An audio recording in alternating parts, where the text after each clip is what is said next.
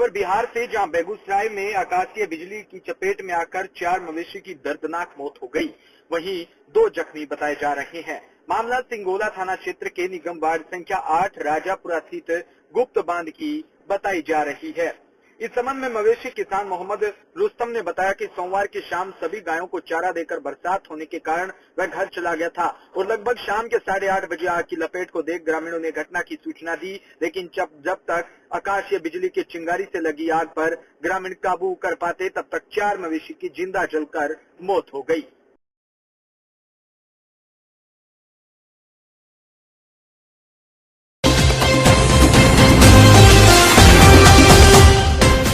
तो वहीं बिहार के बेगूसराय में बेखौफ बदमाशों ने अलग अलग 3 जगह गोलीबारी की घटना कर जिले वासियों को दहशत में डाल दिया। इस कड़ी में पुलिस को खुली चुनौती देते हुए अपराधियों ने गोलियों की बौछार कर एक ठेकेदार को गोली मारकर हत्या कर दी। इस घटना से मौत घटनास्थल पर ही हो गई। मामला जिले के सहायक थाना चकिया ओपी क्षेत्र के सिमरिया गाँव का है।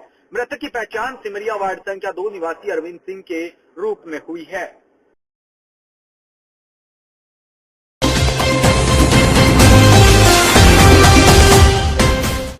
उत्तर प्रदेश के बिजनौर से खबर, जहां बड़ापुर चेयरमैन नगर पंचायतियों ने सरकारी करोड़ों रुपए की संपत्ति को हजारों रुपए के किराए पर दे दिया। बिना बोर्ड की परमिशन के बगैर ही चेयरमैन व ईओ ने करोड़ों रुपए की संपत्ति को किराए पर दे दिया, जिसके बाद नगरपालिका सभासा लामबंद हो गए और जिलाधिकारियों से शिकायत कर मामले में कार्रवाई की मांग की है। बता दें कि बिजनौर की नगर पंचायत बड़ापुर चेयरमैन व नगर पंचायत ईओ पर सभासद नगमा आरिफ ने फर्जीवाड़े का आरोप लगाते हुए जिलाधिकारी से शिकायत की है। क्या नाम है आपका? मेरा नाम नगमा आरिफ है। मैं सभासद वार्ड नंबर 12 की हूँ, नगर पंचायत बड़ापुर। आज आप यहाँ कलेक्ट्रेट में आई हैं, डीएम ऑफिस में, किस कारण आई? अच्छा, ये दरअसल एक ज़मीन का विवाद चल रहा है नगर पंचायत में, जो सरकारी ज़मीन थी। नगर पंचायत के ईओ साहब ने और चेयरमैन साहब ने बिना बोर्ड की परमिशन के इलीगल ढंग से उसका 30 साल के लिए किराए पे दी थी, जिसमें बोर्ड की परमिशन के बिना ये प्रोसीजर बिना गवर्नमेंट के नॉलेज में डाले, बिना बोर्ड की नॉलेज में डाले इन्होंने उसको दे दिया। अच्छा, जो करोड़ों रुपए की प्रॉपर्टी है गवर्नमेंट की, उसको इन्होंने हज़ारों में दे दिया। इसमें चेयरमैन साहब ने और ईओ साहब ने काफ़ी लेन देन कर लिया है पैसों का, जिसका हमें ऑब्जेक्शन है। हम डीएम साहब से इससे पहले भी हमने उसकी शिकायत की है, अभी तक उस पर कोई कार्रवाई नहीं हुई। एसडीएम साहब ने, नगीना एसडीएम साहब ने तत्काल में कार्य रोक दिया था। अब हम डीएम साहब से मिलने आए हैं। क्या चाहते हैं? मैं ये चाहती हूँ कि जो किरायानामा कैंसिल किया जाए।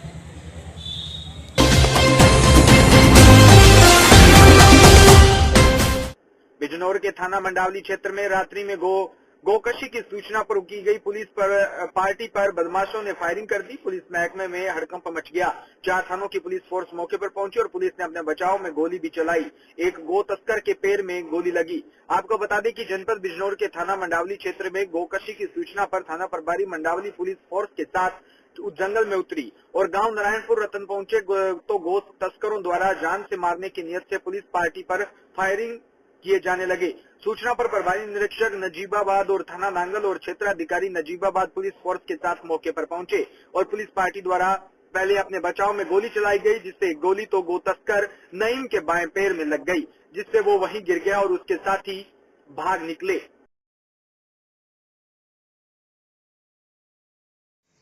थाना मंडावली के नारायणपुर रतन से रात्रि में लगभग 2:30 बजे गोकशी की सूचना मिली। एसओ मंडावली हिमांशु, मैं पुलिस बल के मौके पर पहुंचे। गोकशों ने पुलिस पार्टी पर फायर कर दिया। पुलिस ने भी सेल्फ डिफेंस में गोली चलाई। एक्सचेंज ऑफ फायर में नईम के बाएं पैर में गोली लगी। शेष 3 अभियुक्त भागने में सफल रहे। मौके पर तमंचा, छुरी, गोबर से संबंधित अन्य उपकरण, पन्नी वगैरह गोमांस बरामद किया गया। तीनों अभियुक्तों की गिरफ्तारी के लिए एसओ नागल नजीबाबाद, सीओ नजीबाबाद दबिशें दे रहे हैं। इनके खिलाफ विधिक कार्रवाई की जा रही है। समीपुर हॉस्पिटल में लाया गया, इलाज चल रहा है। आर्म्स एक्ट एवं गोवध अधिनियम में गंभीर धाराओं में सुसंगत धाराओं में अभियोग पंजीकृत किया गया है। अन्य विधिक कार्रवाई की जा रही है।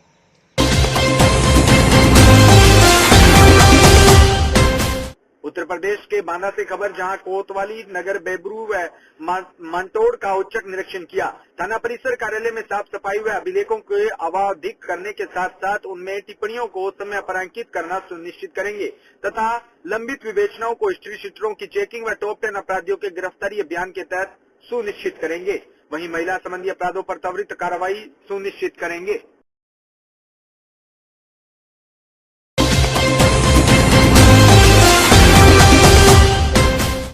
खबर उत्तर प्रदेश के रायबरेली से, जहां सरेनी क्षेत्र में विभिन्न ग्राम सभाओं में मतदान के दौरान पोलिंग पार्टियों व सुरक्षा बलों को दिए उचित दिशा निर्देशों में डीएम एसपी पोलिंग बूथों का निरीक्षण किया।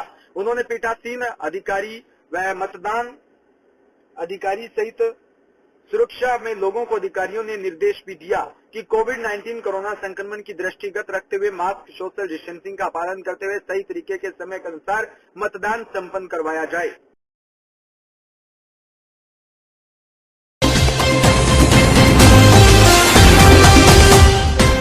कासगंज से खबर, जहां तहसीलदार और कानूनगों का कारनामा, तहसीलदार ने विपक्षियों से साठगांठ कर चलवा दी महिला की दीवार पर जेसीबी।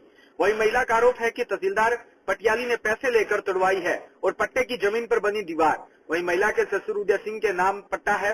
पीड़ित महिला ने बताया कि जबकि मामला अदालत में विचाराधीन है, तहसीलदार ने कोर्ट की कोई परवाह किए बगैर ही न्याय के लिए महिला दर दर की ठोकरें खा रही है। मिथिलेश, कहाँ रहती हो मिथिलेश? करणपुर। क्या बात है पूरी बताओ। क्या वजह हमारी जगह तुरवाई दी बिन्ना सो दीवार भी संजीव में सो बिन्ना बच्चे सभी लोगों ने रोकी ये नहीं मशीन से तुरवाई दी तहसीलदार ने। हाँ, रुपया लाए वो। अच्छा। हाँ, रुपया लेके तुरवाई दी। किस चीज की जमीन थी? हमारी पट्टो तो ससुर को। अच्छा, कितना पुराना था? 10 वैसे 10 वैसे बहुत पुराना हो तो। अच्छा, तो ये कोर्ट में भी चल रहा है मामला तुम्हारा? हाँ, 3 ठिकाने में मुकदमा चल। तो किसी ने रोका नहीं था जब? रुके ही नहीं। अब किससे शिकायत करने आई हो? SDM। मैं विधवा औरत में बेर कहाँ भटका, हमारे संग लगन कोई है ना, हमारी बारी बाल बच्चा। सरकार से क्या कहना चाहोगी? जो कहना चाहें सरकार हमारी 10 से है, हमारी दे दो और हमारे ससुर के नाम की है।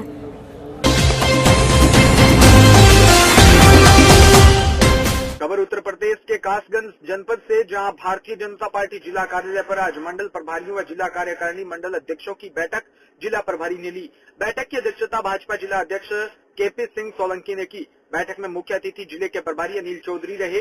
मंच पर मौजूद गौरी शंकर शर्मा व डॉक्टर ज्ञान प्रकाश गुप्ता सोलंकी रहे।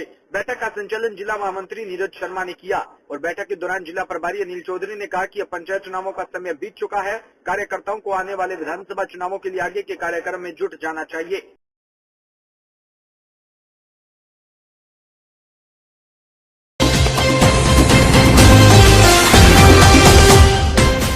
खबर कासगंज से, जहां पुलिस अधीक्षक कासगंज मनोज कुमार सोनकर के कुशल निर्देशन में अपर पुलिस अधीक्षक कासगंज में आदित्य प्रकाश वर्मा के नेतृत्व में जनपद के सभी थानों पर अपराध व अपराधियों के विरुद्ध चलाए जा रहे विशेष अभियान के क्रम में 13 जून को थाना सोरो पुलिस द्वारा मुखबिर खास की सूचना पर 2 शातिर वाहन चोरों को गिरफ्तार करने में सफलता प्राप्त की है।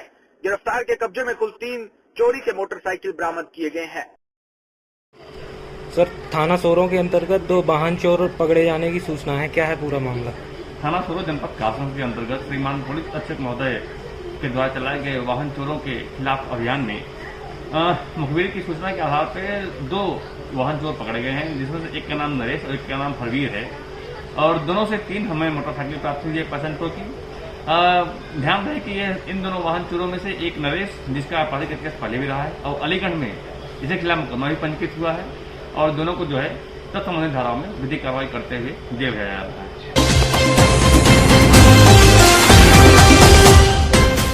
तो वहीं उत्तर प्रदेश में कस्बा सावर से मोटरसाइकिल से अपने गांव फरोली जा रही उनकी मोटरसाइकिल के पीछे खाद की बोरी बंधी हुई थी तथा आगे हैंडल पर एक थैला टंगा था जिसमें 95,000 रुपए रखे थे। तभी पीछे से एक मोटरसाइकिल पर 3 बदमाश आए और पीछे बोरी से खाद फैलने की कहकर मोटरसाइकिल रुकवाकर हैंडल पर टंगा 95,000 रुपए का थैला छीनकर फरार हो गए। सूचना मिलने पर पुलिस द्वारा तत्काल घेराबंदी करते हुए 2 बदमाशों को लूटे गए रुपयों व घटना में प्रयुक्त मोटरसाइकिल के साथ गिरफ्तार कर लिया।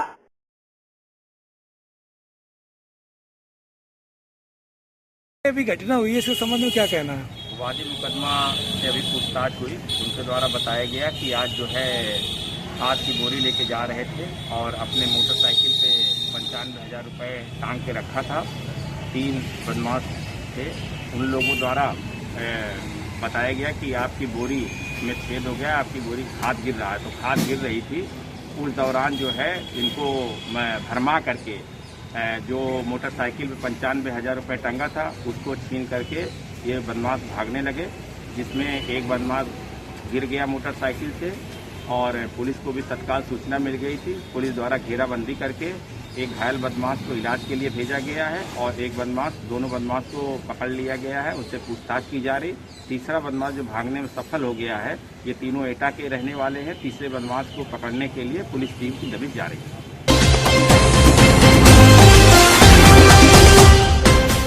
तो वहीं कासगंज से खबर, जहां पुलिस अधीक्षक मनोज कुमार सोनकर व अपर पुलिस अधीक्षक आदित्य प्रकाश वर्मा के क्षेत्राधिकारी कासगंज रामकृष्ण तिवारी के कुशल नेतृत्व में थाना कोतवाली कासगंज पुलिस टीम द्वारा कासगंज एटा बाईपास पर तिलसई कला को जाने वाली तिराई पर 4 नंबर ट्यूबवेल के पास बने हुए बस स्टैंड प्रतीक्षालय के पास से नाबालिग बालिका के साथ जबरदस्ती बलात्कार की घटना कारित करने वाले शातिर अभियुक्त प्रताप सिंह पुत्र इंद्रपाल तिलसई कला थाना कोतवाली कासगंज जनपद पुलिस द्वारा गिरफ्तार करने में सफलता प्राप्त की है।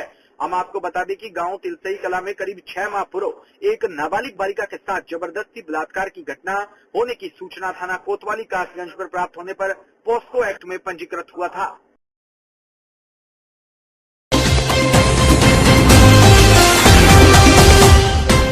उत्तर प्रदेश के जौनपुर से खबर, जहां केराकत नगर पंचायत का बुरा हाल हुआ पड़ा है। बारिश के पानी ने यहां के पंचायत की पोल खोल दी है। वहीं कोराकत रोड के दुकानों में पानी घुस गया, दुकानदार परेशान हो गए। दुकानदारों ने नगरपालिका परिषद कोराकत पर आरोप लगाया और कहा कि आए दिन नाली नाले खोदकर छोड़ देते हैं, जिसका परिणाम आने वाले राहगीरों को परेशानी का सामना करना पड़ता है। नाली में सफाई न होने के कारण घंटों बहता पानी, जिसके कारण आए दिन समस्या का सामना करना पड़ता है। क्या व्यवस्था है आपके नगर पंचायत क्षेत्र में? यही व्यवस्था है, हर साल 6 महीने में नाली रिपेयर करके वो दोबारा बनी, वही रिपेयर कर दिया, वो नलिया के। पानी निकासी की क्या व्यवस्था है? वो निकासी की व्यवस्था है, वो 10 साल पहले आई, वो 10 साल बाद हुआ। नगर पालिका चेयरमैन बार बार दावा करते हैं सारी व्यवस्थाएं हो गई पानी का। आपके सामने होता है कुल व्यवस्था चेयरमैन साहब का। आपका शुभ नाम? सुभाष चंद्र गुप्ता। क्या व्यवस्था है केराकत नगर पंचायत की लेकर? ये हल्की सी बारिश हुई है यहाँ पे, और यहाँ की व्यवस्था आप देख सकते हैं कि कम से कम एक यहाँ के राहगीर कम से कम गाड़ी से नहीं जा सकते हैं, पैदल तो क्या जाएंगे। और ये नगर पंचायत जो भी है कुछ हो नहीं रहा, पानी की कोई व्यवस्था नहीं यहाँ पे निकलने की। नगर पालिका चेयरमैन हल्की सी बारिश के कारण इतना तेज पानी जमा हुआ है। नगर पालिका चेयरमैन बार बार ये दावा करते हैं स्वच्छ केराकत और स्वस्थ केराकत, इसके बारे में क्या कहना है? कोई स्वच्छ केराकत नहीं है, कोई कुछ नहीं है, हवा हवाई। मेरी दुकान में पानी भर गया है। दुकान में देखिए, मेरी दुकान में सब में पानी भर गया है, एकदम गड्ढा मुक्त हो गया, गड्ढा मुक्त पानी हो गया। वो जैसे नहर में आप टहल रहे हो वैसे टहलिए, सीन देखिए पूरा रोड का। जैसा कि आज हमारी टीम आपके केराकत पंचायत क्षेत्र पहुंची है, क्या माहौल है? सड़कों पे लगातार पानी जो बाहरी सड़कें, बाकी जिम्मेदार कौन है, इसके बारे में क्या ख्याल है आपका?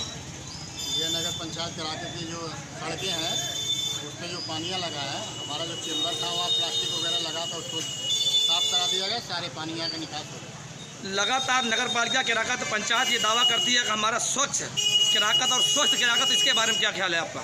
सही कहती है, आप 5 मिनट रुक के देखिए, सारे पानी का निकासी हो जा रहा है। जैसा कि मैंने नगर केराकत में कई क्षेत्रों में भ्रमण किया है और बजबजाती नालियाँ और कई दुकानों में घुसे हैं पानी, आखिर जिम्मेदार कौन है? बताइए कहाँ है, तब ना उसको हम देखते हैं, उसका निवारण कराते हैं। आपका शुभ नाम? अजय कुमार निसार।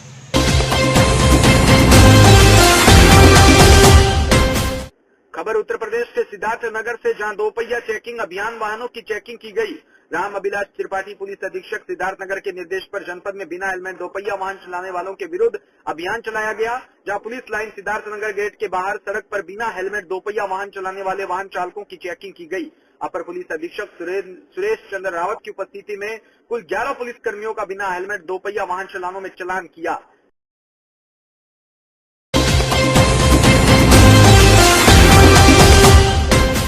आगरा से खबर, जहां थाना मलपुरा पुलिस और स्क्वाड टीम द्वारा 6 चोरों को पुलिस ने गिरफ्तार किया, जिनके पास 2 मोटरसाइकिल, तांबे के तार, बैटरी आदि सामान बरामद हुआ है।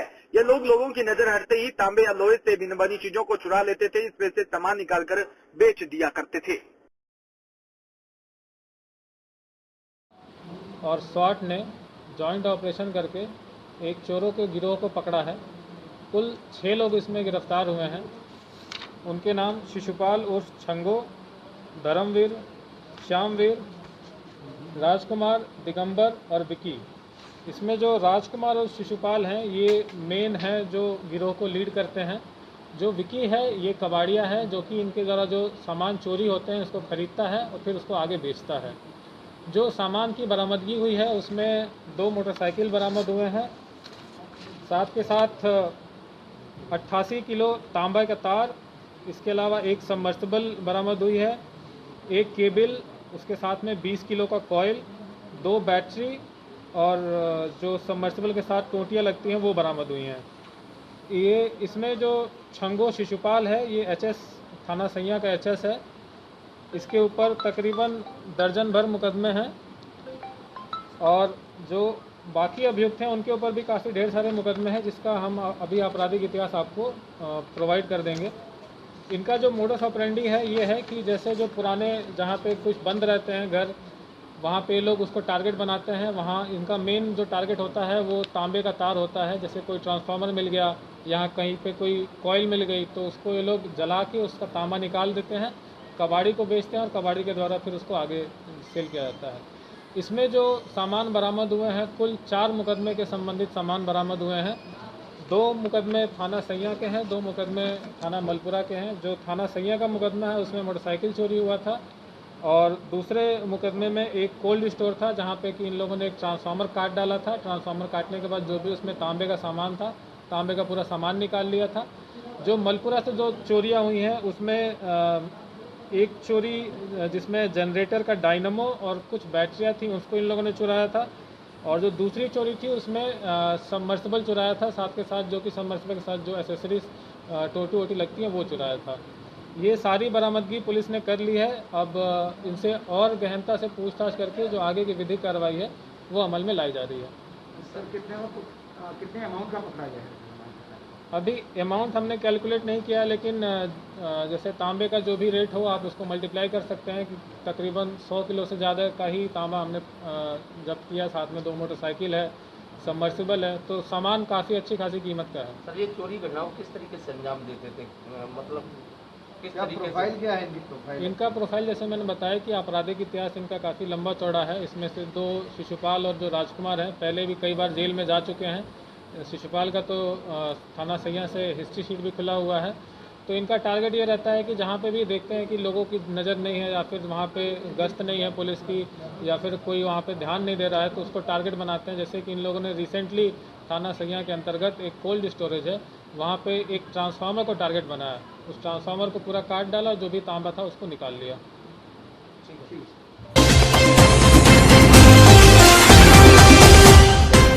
खबर बिहार के बेगूसराय से, जहां राज्य की जर्जर व बदहाल स्वास्थ्य व्यवस्था के जिम्मेदार स्वास्थ्य मंत्री मंगल पांडे को बर्खास्त कर देना चाहिए।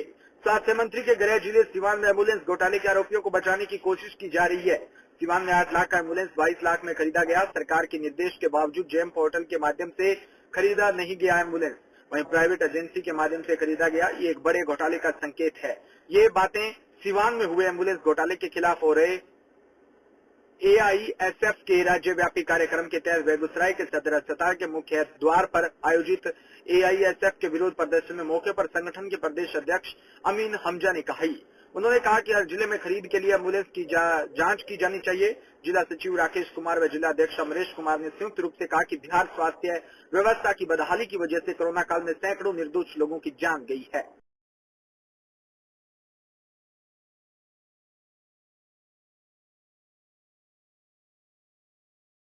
सिवान के अंदर एम्बुलेंस का घोटाला हुआ और सिर्फ सिवान के अंदर ही नहीं, स्वास्थ्य व्यवस्था के मामले में सरकार पूरी तरह से पूरे बिहार में विफल है।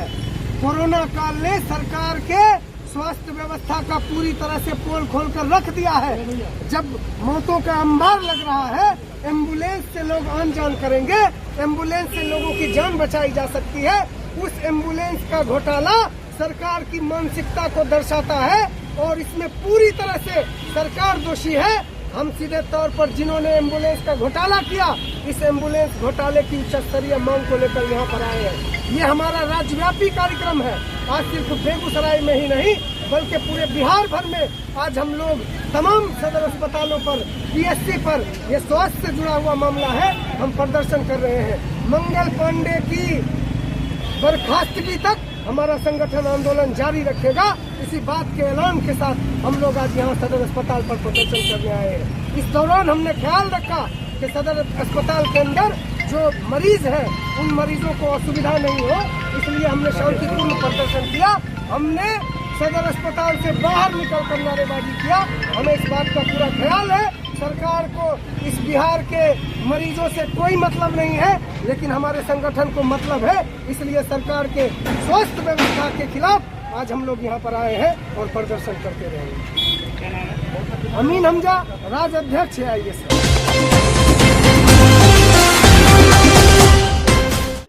तो वहीं बिहार के बेगूसराय से खबर, जहां आज एसडीओ कार्यालय का घेराव कर जमकर विरोध प्रदर्शन किया, इसलिए क्योंकि महादलित परिवारों को अनाज और आवास नहीं मिला था। इसी से नाराज होकर आज सैकड़ों महादलित परिवारों ने लोगों ने एसडीओ कार्यालय का घेराव कर जमकर विरोध प्रदर्शन किया।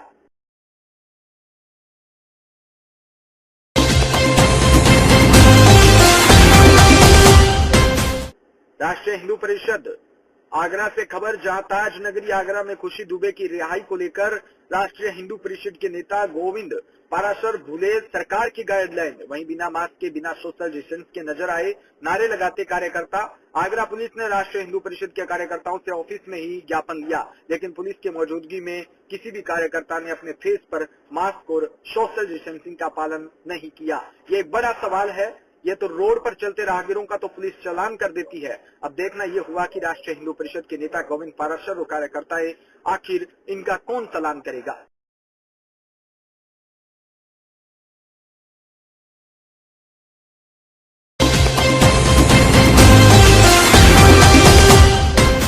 खबर बिजनौर से, जहां जिला अध्यक्ष के लिए भाजपा द्वारा घोषित प्रत्याशी साकेंद्र चौधरी विजयी होंगे। उन्होंने बताया कि जिला पंचायत अध्यक्ष पद के जीत के लिए 29 जिला पंचायत सदस्य की जरूरत है, जबकि 13 जिला पंचायत सदस्य उनके पास मौजूद है और बाकी निर्दलीय जीतकर आए पंचायत सदस्यों का भी उन्हें समर्थन मिल रहा है। इस तरह से उनके पास 31 में से 32 जिला पंचायत सदस्य है जो उनके पास पूर्ण रूप से सुरक्षित है। उन्होंने दावा किया कि इस चुनाव में हर हाल में भाजपा का प्रत्याशी जीत हासिल करेगा। उन्होंने विपक्ष पर सवाल दागते हुए कहा कि विपक्ष भ्रम फैलाकर लोगों को गुमराह कर रहा है।